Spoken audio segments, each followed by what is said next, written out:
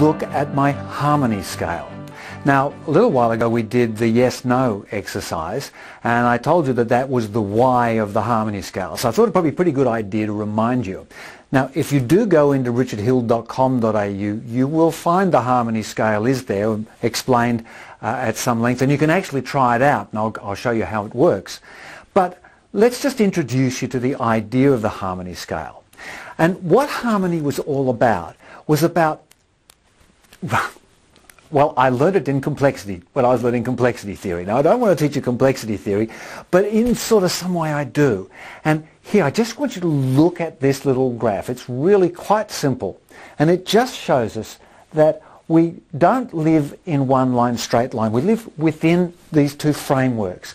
And on one edge is the edge of chaos. That's where everything's falling apart and we're about to explode. And on the other side is the edge of rigidity. And on that edge where everything is getting stodgy and holding back and constraining. And interestingly enough, our lives are not about finding the midline between that, because the midline between that, that's also rigid and boring. What we do is we have a flow between rigidity and chaos. And the trick of a harmonious life is knowing when to stimulate yourself, because the rigidity needs a stimulus. It needs you to find a stimulating change and shift. But when you move up into chaos, there's too much going on. You need to actually have a creative reining in, a creative holding in, and perhaps formalizing and organizing things. You might even say that your Amazing Brain 3.0 is an organizing process that I have done because I was moving into the chaos of just learning and knowing and thinking and talking, but having no expression of it. So the trick is to know when to pull in and move down from chaos, and when to open up and do things and be different and new and come up from rigidity before you move off into the two harmful areas outside of chaos and outside of rigidity. And that's, of course, when you might have to end up coming and having a visit with someone like me. And I wanted to help people understand what are they doing in the space between rigidity and chaos, and which parts of their lives do they need to do some creative change. And so I invented the harmony scale. And I guess there's probably lots of other things that you could say, but I refined these down to this nice little acronym, and it's a really useful one to do. So the harmony scale consists of happy, able, receptive, mindful, open, nascent, and yes, or yes-no. And so that is the harmony scale. And each of those elements kind of have their own life, even though they're all intermingled with everything. And you might be quite happy, but you might not be very open. Or you might be quite mindful, but not really very nascent, very feeling about the future. And so sometimes what we do is we work on the obvious things. We work on the things everybody says we should work on.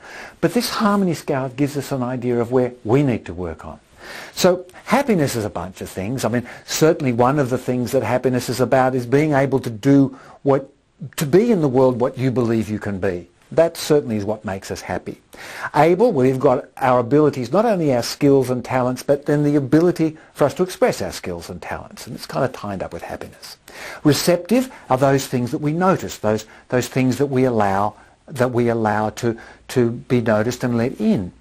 Mindfulness, well, we heard a lot about that, mindfulness, but mindfulness, that ability to be in the moment, to not have that criticism of the past or that fear of the future affecting our mindful moment. Openness is how much do we give out?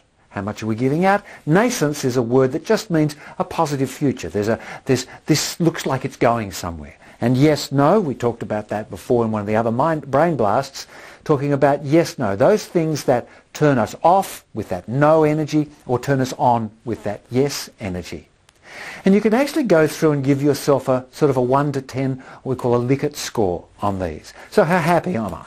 Okay, I'm kind of, really suppressed and nobody's letting me express myself. Or I'm really suppressing myself with my negative beliefs or my limiting beliefs. So I'm going to give myself a low happy score. But my abilities, my able, yeah, I'm really able. Like, I'm very good at this. I'm 9 and nobody's stopping me doing it. But yeah, maybe some of that happiness thing is telling me about that. Receptive, you give the numbers, mindful, and so on and so forth.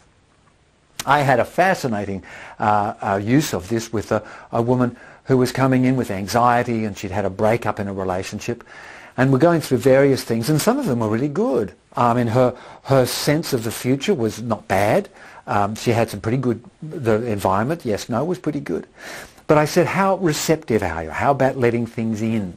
And she said, oh, I'm a 9. I mean, I could be a 10. I'm just letting everything in. And then we went down and we got to open. I said, how about open? And she said, no, like 1. I'm not letting anything out. And she just looked at it and she said, wow, that's not a very good balance. So I'm kind of holding everything in, and I'm letting everything in, and then I'm not letting it out. And oh my, I'm getting anxiety. That makes sense. So then we looked at the mindfulness and the nascence, and we looked at her abilities and how we could use those things that were going well to help her find how to open up in a more free and confident manner. So that's the harmony scale. And I'd like you to look at it a bit more. You'll find a link below how to get into that, and you can play with it. You can even send me some things and we can talk about it. Send me some information and share some information in the comments below. But it's not just about being in the middle between chaos and rigidity. It's knowing when to lift yourself and knowing when to hold yourself. And that is the flow that Mikhail Csikszentmihalyi talked about. And finding that flow can be easier when you get a sense of it through the harmony scale.